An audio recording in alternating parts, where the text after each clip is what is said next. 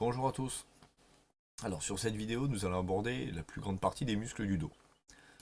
Donc, en superficie, on peut donc observer le trapèze, composé lui-même de trois parties, un faisceau sup, un faisceau moyen et un faisceau inférieur. Donc, isolons brièvement ce trapèze pour voir un petit peu ses insertions. Donc un très grand muscle, bien plus grand que ce que les gens le pensent.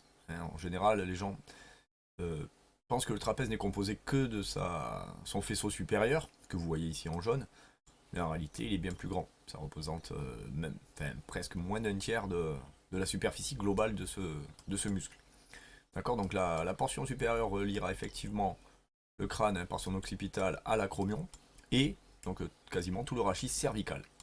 D'accord. Il va être impliqué dans l'extension de la nuque et le fait de rehausser les épaules. Après, le faisceau moyen ramènera lui l'omoplate près de la colonne et le faisceau inférieur le ramènera près de la colonne et redescendra donc cette épaule. Donc il sera un peu antagoniste du faisceau supérieur. Maintenant, on va pouvoir l'enlever et voir un petit peu ce qui se passe en dessous.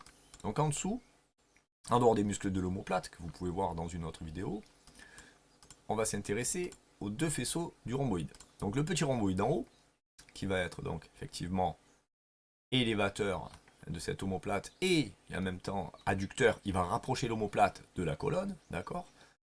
Donc il va ramener grosso modo l'épaule vers l'arrière, d'accord, dans le concret, en ramenant l'omoplate vers les vertèbres à l'arrière, il ouvrira l'avant du thorax et permettra donc du coup une meilleure stabilité des épaules. Donc le petit rhomboïde qu'on peut masquer et le grand rhomboïde qui a la même action, il est synergique mais plus puissant que son voisin du dessus, donc permettront donc de stabiliser énormément l'omoplate et de se tenir droit. D'accord. Ce sont des muscles mis à rude épreuve lorsque on passe des heures aussi sur un bureau. En fait, il lâche et c'est là qu'on arrive à arrondir le haut du dos, à hypersyphoser les dorsales. D'accord. Allez, on peut le masquer.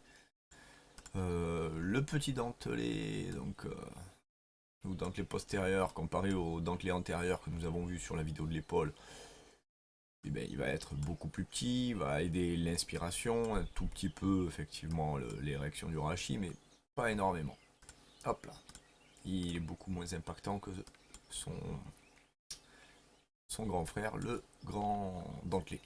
Ici, donc, l'élévateur de la scapula, ou angulaire de l'omoplate, il va permettre vraiment une élévation plus que l'adduction. D'accord. Donc il va vraiment rehausser et un petit peu, si vous voulez, horizontaliser le haut de l'omoplate. Et bon, s'il est trop contracté, bien sûr, il va quand même relever l'épaule, ce qui n'est pas un bien en soi. Grand muscle sur les deux tiers inférieurs du dos, quasiment, ou une grosse moitié en tout cas, le grand dorsal, muscle du grimpeur ou muscle du nageur pour le crawl. Donc, le grand dorsal, important, on va l'isoler. Donc là, vous voyez ces insertions dorsales, lombaires et donc humérales. Attention, donc c'est un muscle du dos important qui est rattaché effectivement sur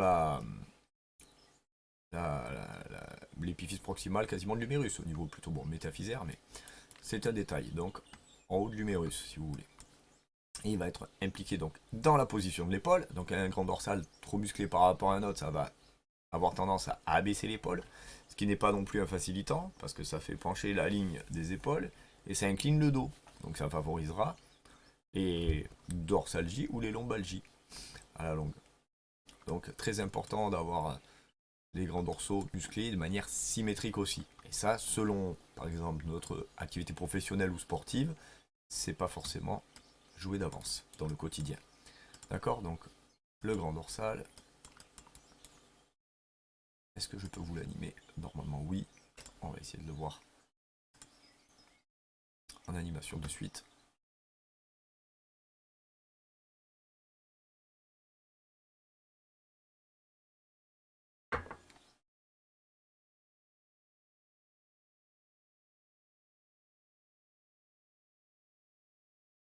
Voilà.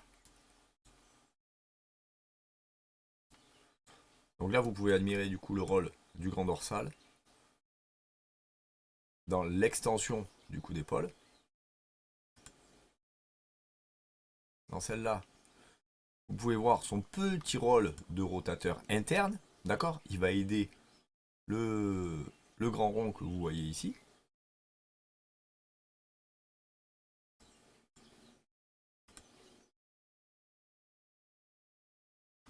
Voilà, l'adduction, donc là on va le voir plutôt dans un plan frontal, donc vue de dos. Donc il va être donc, un des muscles les plus impliqués dans l'adduction, que vous pouvez voir ici.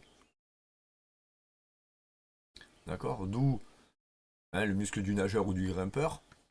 Commencez à mieux comprendre. Et aussi, on va aller voir l'hyperextension. Donc, voilà, du coup, l'extension. Donc dès que vous voulez amener votre coude vers l'arrière, le grand dorsal sera aussi impliqué. Donc effectivement, dans un tirage poli à l'horizontale, ou dans la rame, le grand dorsal sera très impliqué. Et il faut des muscles sous-jacents, ces voisins du dessus, en profondeur, très stables, pour bien plaquer l'omoplate. Donc là, on va repenser au grand dentelé. Voilà. On revient ici, donc dans les muscles du dos, on peut estomper le grand dorsal. On va enlever un petit peu les aponevroses. Donc là, vous avez effectivement différents muscles érecteurs du rachis. D'accord? Je passe les détails.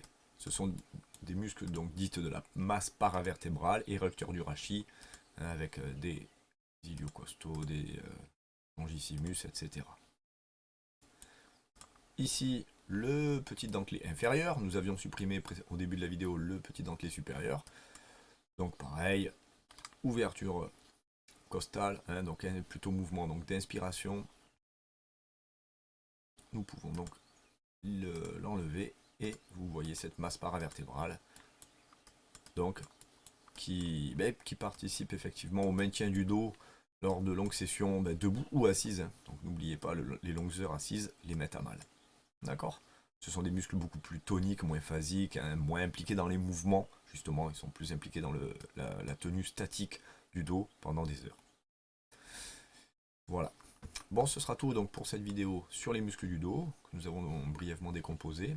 Et nous avons animé donc un des plus importants, le grand dorsal. Allez, à bientôt pour d'autres vidéos.